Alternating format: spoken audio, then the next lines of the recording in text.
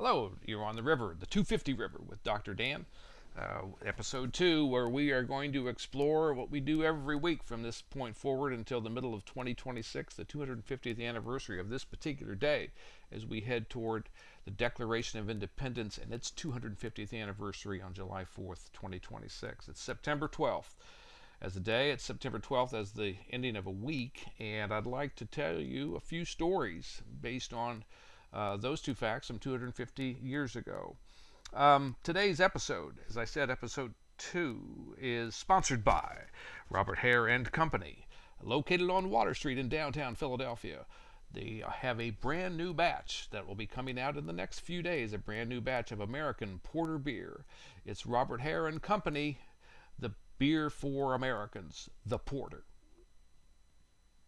Yes, there you go. There's your ad. Right now, everything was true about that except for one thing, and you know what that is, which is there's no such thing as a sponsor for my second episode. God, I'd love for there to be, but there isn't. Um, Everything else, though, is absolutely accurate.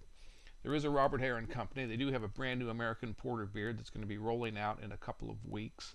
And I suspect that they're hoping that the delegates at Carpenter's Hall in the Congress are going to be especially thirsty after those long days of discussions, and that they want to consume vast quantities of American Porter beer sold by Robert Hare and Company.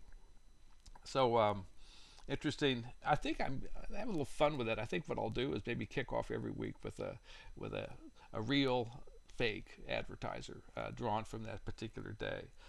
We're going to hang on to that for just a second because we're going to come back to it.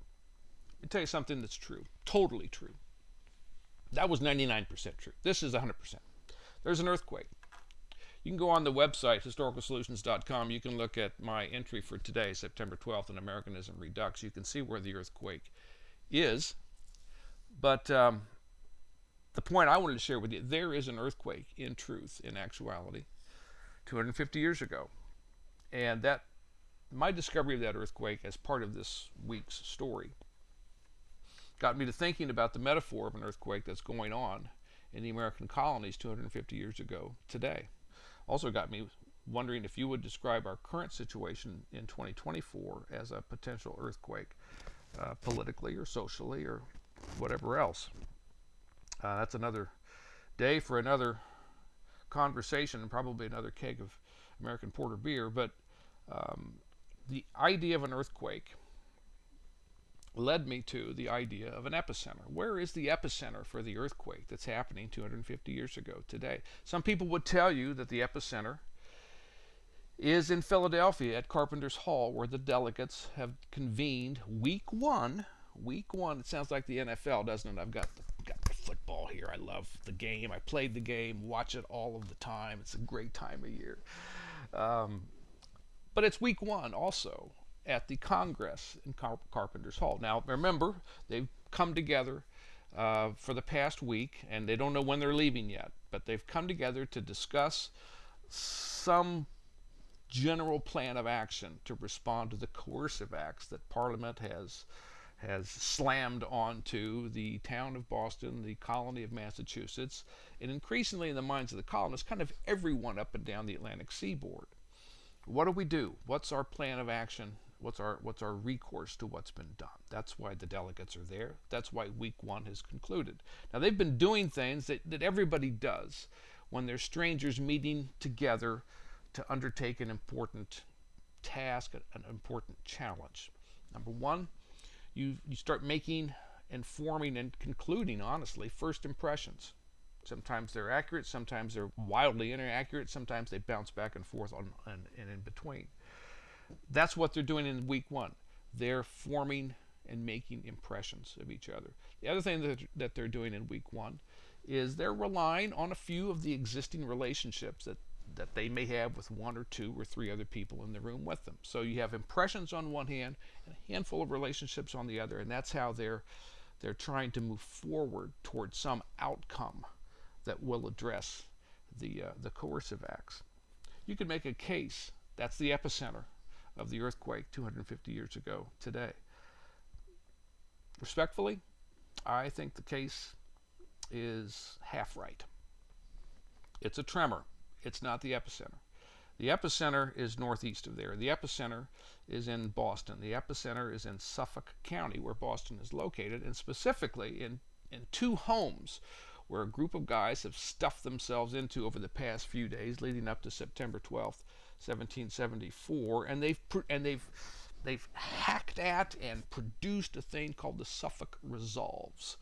Dr. Joseph Warren is the predominant writer of these resolves. Now, for those of you who've been following my Redux stories on my website, historicalsolutions.com, Americanism Redux, every week I'm writing this story about the 250 years ago, that week and that day. For those of you who've been following me for the last few months, you know I've been using resolves and resolutions quite a bit in that story because they've been a dominant feature of colonial protest against the coercive acts. So why is this one any different, and why is this a potential epicenter? Here's why. Because Dr. Warren and the guys with him in these two houses, Dr. Warren is using language that is just off the chart radical. It's tough, it's sharp, it's knife-edged types of terminology and types of ideas. On top of that, one of the resolves, one of the resolutions that they all happily agree to is to advise everyone everywhere to get ready for war. Prepare for war, train for war, get ready to start war. That's the feeling coming out of stated very clearly and coming out of the Suffolk Resolves. That's kind of new. That's new, and that's an epicenter, and that's an earthquake. That's happening.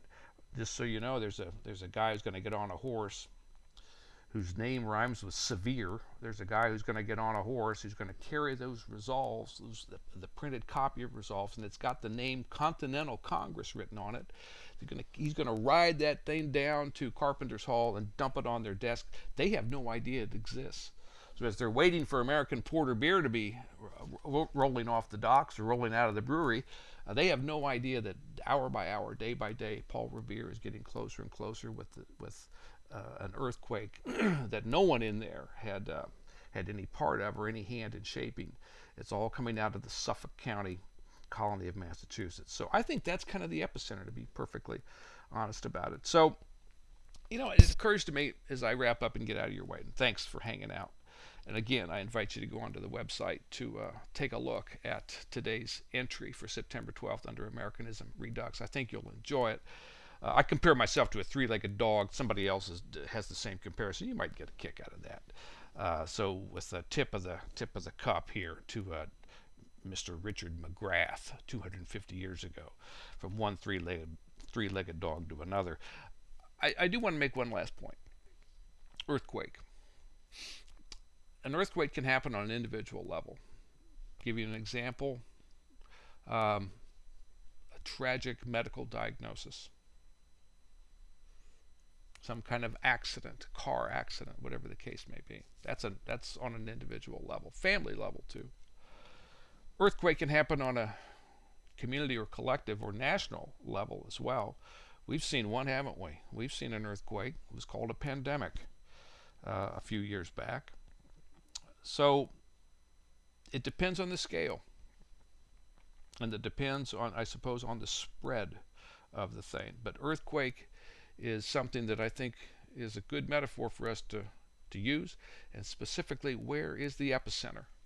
Is a good thing for any leader and any person to begin to discern as to its location. Where is the epicenter? Because that's going to tell you a lot about what's the effect of the earthquake.